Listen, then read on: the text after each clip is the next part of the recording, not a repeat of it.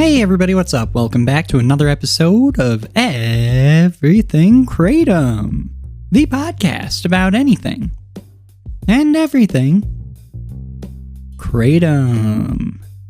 Great to have you with us on this Friday morning. Made it through another week. Woo woo! You know, it's hard for me to cheer for that though in the summertime because once it's summer, I don't want to be making it through week by week. I want to enjoy every single moment. So, I'm not going to sit here and say, boo-hoo, we made it through another week. I'm happy to be done with another week of work. But, enjoy the moments. Enjoy the moments. Okay, so today, I wanted to go over an article that Morgan Godvin wrote recently. I've covered one of her articles before. She's written more than two, but I've covered one in the past. I wanted to cover this one too because I feel like this one, it's so good.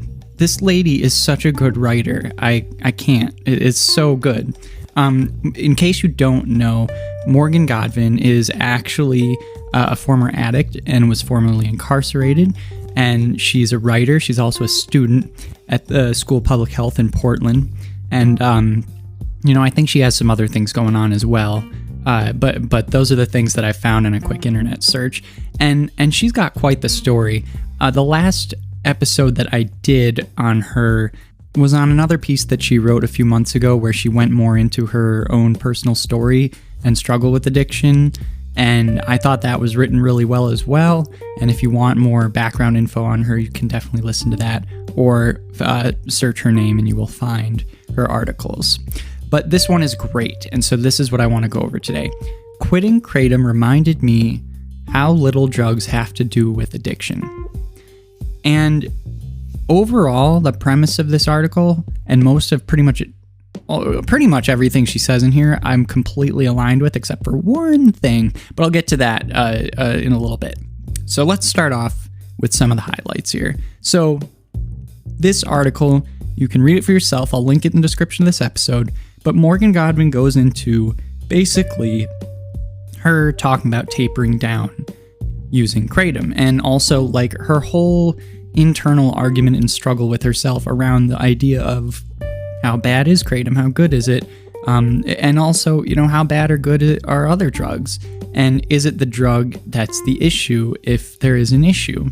What does it mean to really be addicted to a drug? And, around the hype and the negativity of Kratom, how much of that is real. And there are just some great quotes in here. So I'm going to pull a few things that she's said, and then if you want to read more, you can check it out. So she's talking about learning about tapering off of Kratom. The background here is that she's going to the UK with her friend, and the UK currently does not allow Kratom. So she knows that she has to taper off, and she's doing that, and she actually hasn't been finding much issue with it. Once she gets down to 2 grams, then she realizes that when she takes any less than that, it just feels like she didn't take any Kratom at all. So she realizes she has to just make the jump and stop taking it and see what happens. Before she does this taper, she looks at subreddits. And she starts by looking at the subreddit Quitting Kratom. And she says, in the subreddit Quitting Kratom, most people go cold turkey, or CT in the lingo, despite the fact that slow tapers, in my experience, almost entirely mitigate withdrawal symptoms. The people in the subreddit described finding it too challenging to resist temptation and stick to a taper schedule. Others said they found dose reduction withdrawals to be so similar to cold turkey that it didn't matter. She also goes into how she doesn't quite really align with what everyone else is saying in that subreddit around, it has really broke the bank for me, because she says even if you're taking 100 grams a day, that's like a kilo a week, which is like $200 or less, and compare that to other drugs, and then she talks about a few other things that just don't quite align with the extreme negativity. At one point, she says, are we even taking the same thing? And then she goes on the subreddit Kratom page. And she says, in the subreddit Kratom, on the other hand, it's almost entirely rainbows and sunshine. Miracle drug, life-saving. Despite the benefits I found in Kratom, such absolutist portrayals on both ends of the spectrum frustrate me. So good, right? That she's putting like words to the thoughts that I struggle over and trip over as I do this podcast every day. I think of how many times, for those of you who listen often, that I've tried to like get across the point that I'm really coming at this with no agenda, and like if I find out Kratom's bad, I'll tell everyone and I'll stop taking it. If I find out it's good, I'll like preach it to the world, but like I'm just trying to do the middle right now, and everyone knows I'm okay with Kratom, but like I'm not pushing it on anyone, and I'm not like ignoring any science around it or evidence to the contrary. Like I trip over my words saying that, you know, every episode or every few episodes, and she just puts it perfectly. Despite the benefits I found in Kratom, such absolutist portrayals on both ends of the spectrum frustrate me. Phew. That is a writer, getting right to the point. I wish I could steal that sentence, but I cannot. So, definitely preaching for Morgan Godvin here. Okay, then, you know, going through the article more, here's some other stuff that I found. She's talking about how she goes through this taper, right? And she gets down to the 2 grams, and then she realizes she's just got to make the jump. Because, like, at this point, every time she takes less than 2 grams, it just feels like taking nothing at all. And so this is where the moment comes, right? Let's stop. So she does it. It says, I took my last dose on Saturday morning. I didn't expect so much as any discomfort.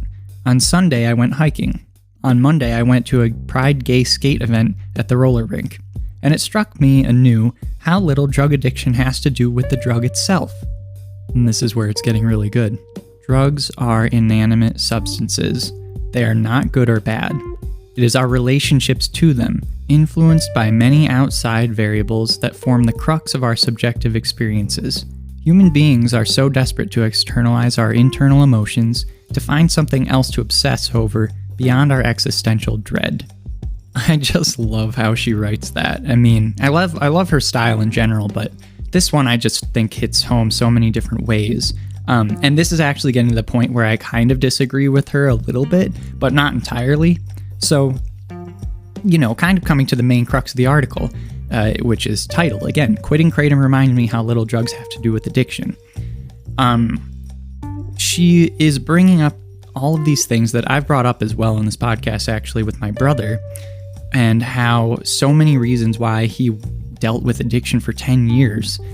You know, I think there are so many things that could have been changed, so many things that were both his fault, and which he always owned up to, and then other things that were completely not his fault, out of his control, parts of the system that deal with addiction that just kind of perpetuate it and make it stable, you know, make your addiction stable throughout space and time. I mean, like the taking away of relationships and putting you in a different place through a rehab center, and then putting you back in a place where you are arrested and have, you know, no friends and terrible associations with that area of buying drugs, and then you're placed there for the next 6 months in a halfway house, things like that. You know, there's so many things that were out of his control, as well as the poor choices that he made and that he knew he messed up with. And there's more to it than just the drug. And all these different variables, as well as many more. Of course, I have hardly scratched the surface with variables. She goes into it a bit. But you know, between all of those, you really find that you can have a drug, you can have something that you may feel like you are addicted to, and you may, you know, be addicted to it based on whatever rubric you want to use, but that there are other aspects to life that are guiding your addiction. It's not just this drug. And to say that the drug is what has hold of you is kind of taking away your own agency, and also the agency of other variables that have been affecting you, and the agency of others that could help you out of it, maybe. So, you know, these, I'm not putting words in Morgan's mouth. This is not from her, but this is kind of like what I was drawing out of her article. And I just thought it was excellent, honestly, excellent. Now, here's where I kind of differ from her. Although I do agree with everything that I was just talking about there, where, you know, these ideas that she's inspiring, that it's not the drug, you know, it's not simply the drug that's inanimate and doesn't have feelings and isn't trying to grab a hold of you, you know, it's like you. I also can't help but feel that different drugs require a different perspective. I feel like heroin, which I've never had before, but that's one of the main drugs that my brother was addicted to for 10 years. I feel like heroin is, if there is a drug that can be, anthropomorphized, it would be heroin. I think that if there's a drug that you could say wraps their arms around you and like squeezes you like a boa constrictor until you can't get away, I would assume that that would be heroin, because that's what happened to him. And he tried many different ways of getting off it. In some ways, he did everything right. And I don't know what was missing, other than the fact that our bodies are chemicals. This is where I differ from her, point, I guess, a little bit. Our bodies are simply, labs. Like, we're just chemicals. We're cells. And the way that you interact with chemicals are going to change how those chemicals work. And if you're putting some really crazy, strange, potent external chemical in your body that makes you need it, and she talks about what it means to need the drug a little bit, and she's talking about heroin as well. So it's interesting that we're both talking about the same thing, but I kind of have a different perspective from what the article is stating entirely. I feel like putting that sort of chemical in your body, it's on a chemical level too. It really might cause your body's chemicals to require that thing again, beyond your control, beyond society, offering you support, beyond your friends being there, beyond you having something to do in life, and purpose and meaning. It might come down to chemicals even. But I can't quite push the idea away from and out of my head that drugs don't in and of themselves play a role. So that's something that I would put on the side. That being said, I don't think she's necessarily making the point here that that's not part of it at all. But what I think that is important is that she's really putting out an amazing point, which is that there is more to it than just the drug, and just blaming these drugs, just the drug in and of itself is not the issue. There's a lot more going on. There's one more thing I wanted to point out from this. There's a lot more in this article that I'm not touching on, so you should definitely read it. But I'm trying to just do a kind of just touching on some main things that I think are important. She said, all of this, she's bringing back to Kratom and just talking about like, well, is Kratom really addictive? And is this really a problem? And what am I experiencing here as I'm getting off of Kratom? And why is it that, what we just finished with, she did her drawdown and tapered off and things seemed okay. And she, went to these events, she went hiking. So after her talking about drugs are inanimate substances, they're not good or bad, it's our relationships to them, influenced by many outside variables that form the crux of our subjective experiences. She goes on, she says, I do not doubt that people struggling with Kratom addiction are, in fact, struggling. To those who went to inpatient only to resume addictive use, my heart goes out to you. I know that pain. But I also know that addictive relationships with non-drug behaviors can be just as painful. And I know that Kratom is a relatively mild substance that can be successfully tapered with few ill effects if other variables allow. And I appreciate that aspect of what she's saying a great deal. Because in that, she's kind of, in my view, saying that, one, people who are dealing with Kratom addiction and view it that way and having withdrawals, of course, that's what's happening. And she knows that feeling from her own experiences with other things, and she's not questioning it in the slightest, which I really like. And she's saying that, in the grand scheme of things, though, Kratom is a lot more mild than some other things out there.